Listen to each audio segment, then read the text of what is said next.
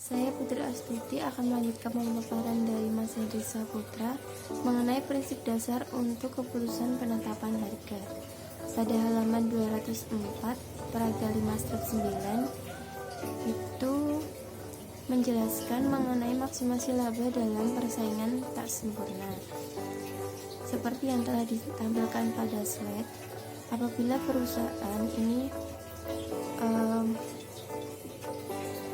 yang pertama itu memiliki unit yang terjual sebesar 10, maka harga per unitnya sebesar 50 dolar.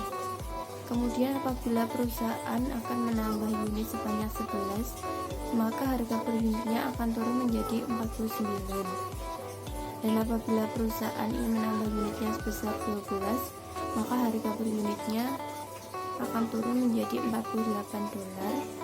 Dan ketika unit yang terjual sebanyak 13, maka harga per unitnya sebesar 47.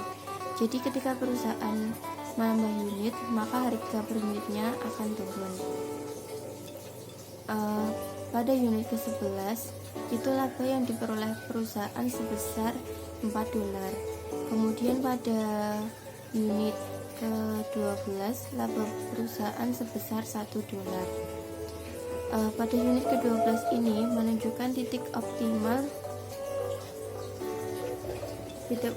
perusahaan, karena pada unit ke-13 perusahaan mengalami kerugian sebesar 2 dolar.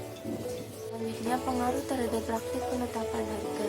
Beberapa faktor yang dapat membantu manajer dalam mengambil keputusan penetapan harga antara lain: yang pertama, persyaratan hukum; yang kedua, tindakan pesaing; yang ketiga, permintaan pelanggan. Hukum seringkali melindungi pelanggan, namun juga melindungi perusahaan pesaing dari penetapan harga predator dan penetapan harga diskriminator. Penetapan harga predator merupakan penetapan harga serendah mungkin sehingga pesaing akan keluar dari pasarnya. Sedangkan penetapan harga diskriminator yaitu menetapkan harga yang berbeda kepada pelanggan yang berbeda dengan produk yang sama.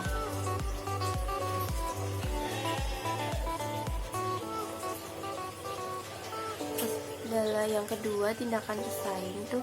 Pesaing biasanya bereaksi terhadap perubahan harga yang dilakukan rivalnya atau pesaing lainnya.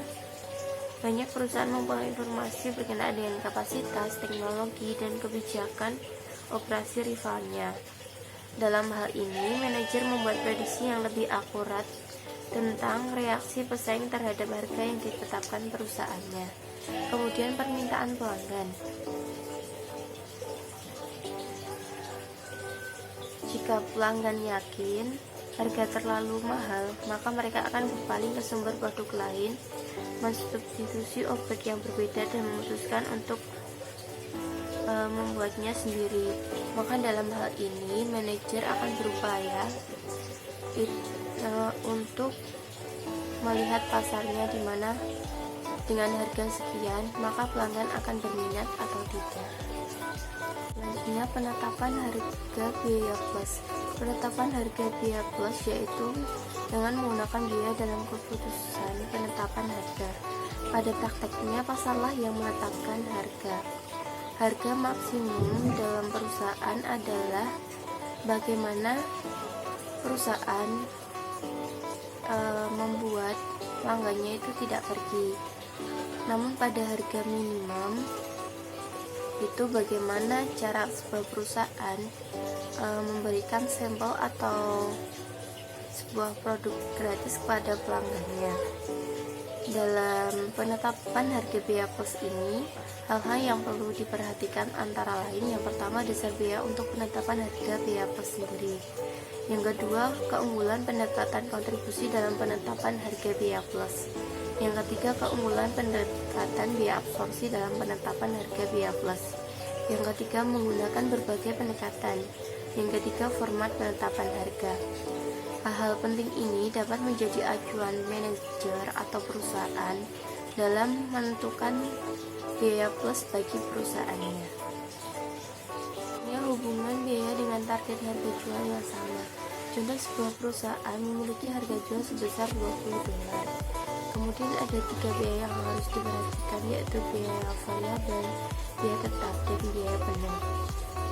Pada perusahaan ini, biaya variabel per unitnya sebesar 13,10 dolar, dihitung dari manufaktur sebesar 12 dolar, ditambah dengan penjualan dan administrasi sebesar 1,10 dolar. Kemudian biaya tetap per unitnya sebesar 5,90 dolar, dihitung dari biaya manufaktur sebesar 3 dolar, ditambah penjualan dan administrasi 2,90 dolar. Kemudian biaya penuhnya sebesar 19 dolar. Maka laba yang diinginkan perusahaan itu sebesar 1 dolar.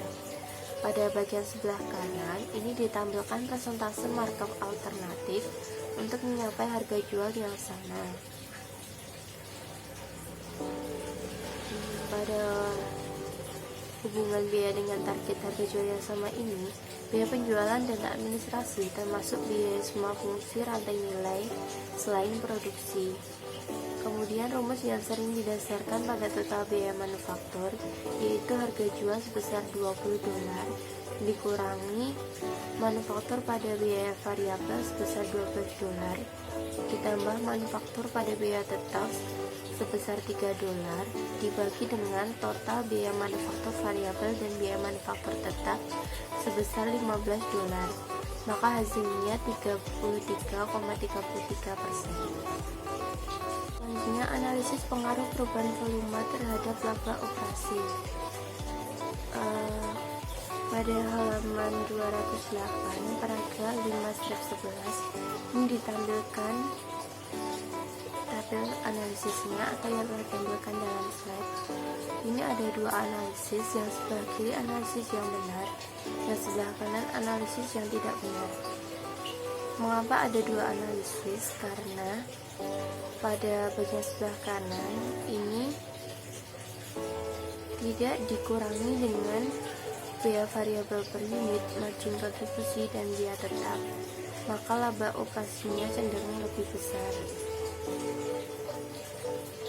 Kemudian yang sebelah kiri analisisnya benar, karena pada volume dalam unit ini dikurang volume dalam unit dikurangi dengan biaya variabel per unit, biaya margin kontribusi, dan biaya tetap, maka laba operasinya itu cenderung lebih kecil.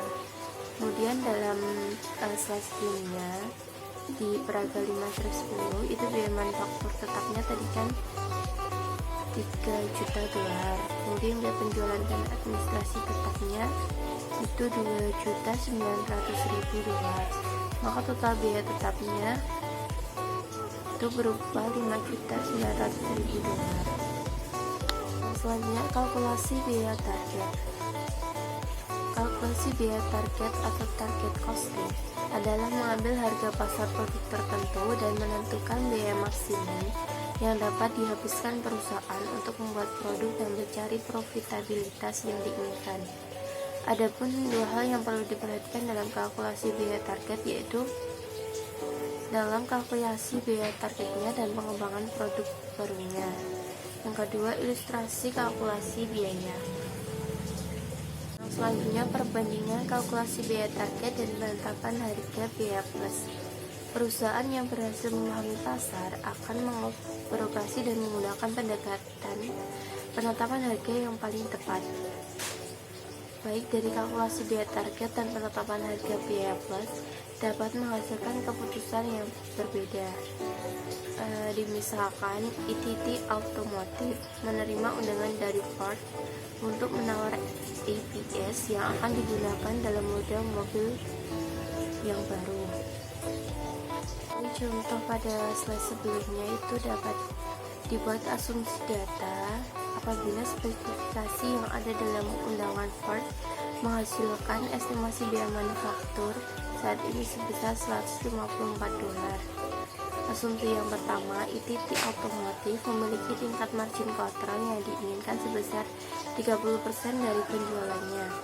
Biaya aktual akan dibentuk 70% harga. Asumsi yang kedua, kondisi pasar sangat kompetitif dan membentuk harga jual sebesar $200 per unitnya. Pada asumsi tersebut dapat dibuat perhitungan jika ITT menggunakan penetapan harga BA Plus, yaitu $154 dibagi dengan BA aktual 0,7, maka hasilnya $220. Kemungkinan besar akan menolak penawaran tersebut karena pihak lain mungkin akan menawar sebesar $200. Namun jika menggunakan sistem kalkulasi biaya target, yaitu $200 dibagi dengan biaya aktual, maka hasilnya $140. Diperlukan pengurangan biaya sebesar $14 per unitnya. Jika manajer menerima komitmen pengurangan biaya ini, maka perusahaan akan memutuskan untuk menawar sebesar $200 per unit. Dalam hal ini, perusahaan harus tetap berfokus pada manajemen biaya selama umur produknya. Sekian presentasi dari kelompok kami, kurang lebihnya mohon maaf. Wassalamualaikum warahmatullahi wabarakatuh.